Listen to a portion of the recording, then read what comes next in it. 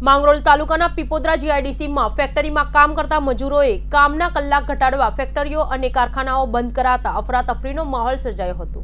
માંગરોળ તાલુકાના પીપોદરા જીઆઈડીસીમાં ફેક્ટરીઓમાં કામ કરતા મજૂરોએ કામના કલાક ઘટાડવા ફેક્ટરીઓ અને કારખાનાઓ બંધ કરાવતા અફરાતફરીનો માહોલ સર્જાયો છે। છેલ્લા કેટલાક દિવસોથી મજૂરો દ્વારા 12 કલાક કામ કરવામાં આવે છે તેમજ સરકાર મુજબ ચાલતા શ્રમ યોજના મુજબ લાભો આપવામાં આવે તેવી માંગણી કરવામાં આવી રહી છે, પરંતુ ફેક્ટરીઓના સંચાલકો દ્વારા કોઈ પણ નિર્ણય ન લેતા મજૂરો આંદોલન પર ઉતરી આવ્યા છે અને ફેક્ટરીઓ એક પછી એક બંધ કરવામાં આવી રહી છે।